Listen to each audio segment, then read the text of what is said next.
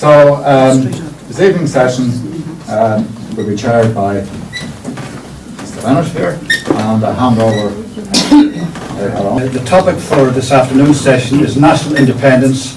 What does it mean today? A very pertinent topic considering the state of the nation at the moment. It's actually a continuation of some of the themes that we've already been talking about, and we have three very distinguished speakers who will be addressing this issue from different angles. So I will call on the first speaker. My first speaker is Nessa, who has been working in the global justice sector for over 10 years. This included a 5-year spell working with Procare in Kenya, which I believe was a formative experience for her, and she shifted her focus to the responsibilities of enriched countries to radically reshape their relationship with the global south. So without any more formalities, I'll call on you to begin your presentation. Okay? It's been a pleasure to be invited by the Pearce Centre and the Ireland Institute to present. So thank you very much, and very inspiring to see such a good crowd on a Sunday afternoon. Thank you all for staying for the last session.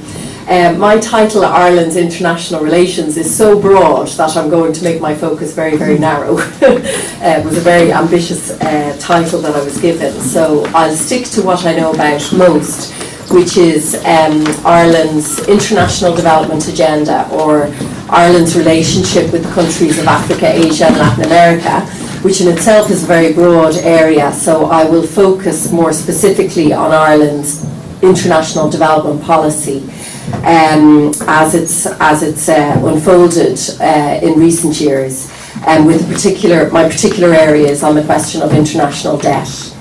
But I'll reference some general trends around Ireland's economic attitudes towards what we call countries of the global south in my organisation, or developing countries, third world countries. Some people use different terminology. Well, I suppose tracing some of the discourse that successive Irish governments have used in relation to our attitudes towards the global south, I'll reference some of that first, not because that encapsulates the attitude of the Irish state as a whole, but rather gives us a bit of a benchmark to kick off discussions. Ireland has, indeed since the 1970s, referenced our colonial experience as a reason for us to advocate for the rights of southern countries internationally. And even as recent as Bertie Ahern's time, if you're still allowed to mention his name in public, he said, because of our history, Ireland can rightly claim to empathise with those who are suffering all around the world. That's his introduction to Ireland's white paper on Irish aid, which was published in 2006, and is kind of the pillar document which is supposed to set out Ireland's attitudes towards countries of the global south. And Ireland has also used other progressive rhetoric, at least, in presenting itself as a progressive country in terms of its relationship with countries of the south, joining like-minded donor groups with Nordic countries like Norway that top the poll in terms of overseas development assistance, that can have a tendency to be more challenging in terms of more structural development policy change towards countries of the south. So there's that kind of progressive rhetoric that has been in our documentation and in the language of government officials since the 70s, and also can be seen in some of our actions, but in a very limited way, which I'll outline next. And that has been, I suppose, in tension with other kinds of discourse that the successive Irish governments have used. It's very revealing to see the title of Ronan Murphy's new book, Inside Irish Aid. The subheading is The Impulse to Help. He was the Secretary General of Irish Aid in the Department of Foreign Affairs over 2 significant time periods since the 1990s. So that charity-centred discourse still remains very, very strong within the Irish government, rather than focusing on policies or economic arrangements or relationships between enriched and impoverished countries.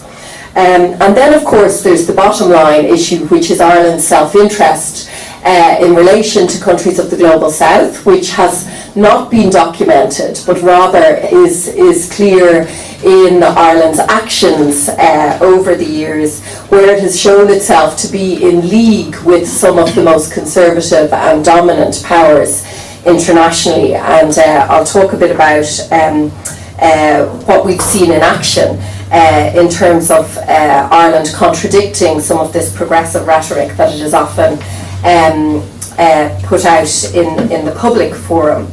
Well, first of all, Ireland's our governmental historical relationships with countries of the South was formalised in the 1970s. 1974, what we know now as Irish Aid was established, which was a government institution which was supposed to formally deal with our relationships with countries of the South. And there's interesting documentation about why this happened.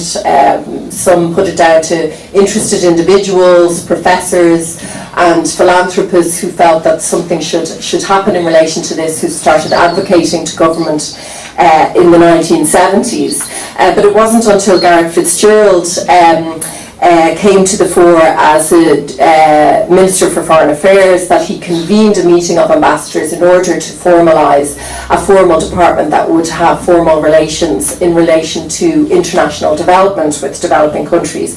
But much more fundamentally, it was because Ireland would not be empowered to join the EEC at the time, as it was called, unless it had a development cooperation policy in place.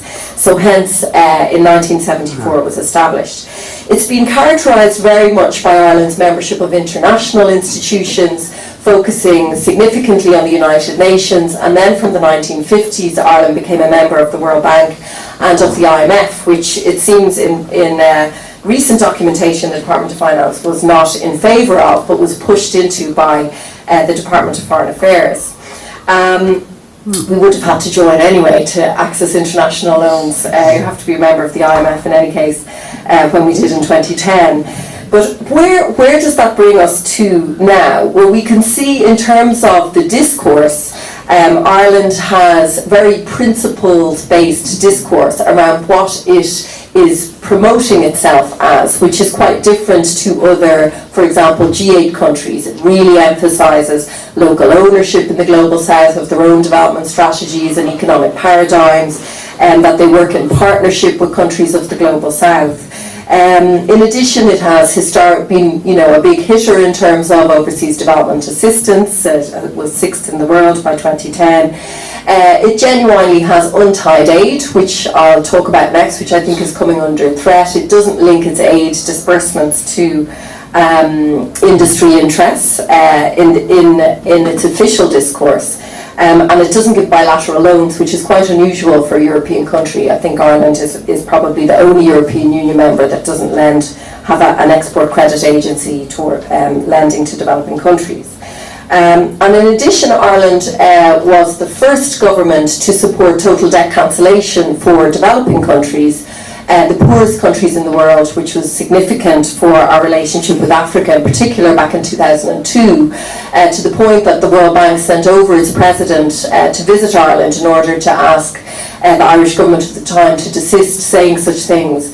But it's an interesting lesson for us now that Ireland was viewed at that time as a champion in that campaign, though it certainly didn't go as far as accepting the demands that we were calling for at that time in Debt and Development Coalition. But comparatively speaking, Ireland felt that debt cancellation for the poorest countries in the world was a necessary action in order to tackle poverty. That was the way it framed it.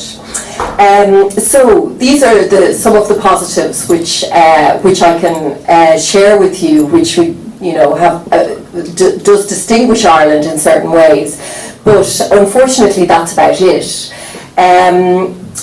There are huge contradictions with the discourse that Ireland promotes in terms of its relationship with the South, and very few policy actions that we can point to that show that Ireland actually does believe in this genuine partnership of equality with countries of the South. Broken promises on overseas development assistance, where in a time of austerity the aid budget has been treated as a hugely soft target with disproportionate cuts to the aid budget. policy incoherence is the biggest problem which Ireland has in terms of its decision making in relation to Africa, Asia and Latin America. We see this especially working on international debt issues, where the Department of Finance holds the purse strings and the decision making power in relation to our membership of international financial institutions, so tends to silence Irish Aid and the Department of Foreign Affairs on these matters. Significantly on trade issues, international trade rules, Ireland is seen as highly aggressive in defending the Irish farming sector, and even in terms of tackling climate change, which is having such a disastrous impact on people of the global south in terms of the impacts of the immediate and future impacts of climate change. Ireland has vacillated, in particular since the new government, in implementing and committing to climate legislation. And in terms of our own area on debt, despite the fact that Ireland was viewed as one of the most progressive European Union countries in relation to supporting debt cancellation for the South, it has now gone very silent on this issue since some of the major debt cancellation deals that are quite well known through the Drop the Debt campaign have been done. In our view, these have not gone nearly far enough. They've excluded too many countries of the South. The process has come with really damaging structural policy conditions, which has forced liberalisation and privatisation on southern countries. And Ireland, the Irish government, successive Irish governments have had little or nothing to say about this.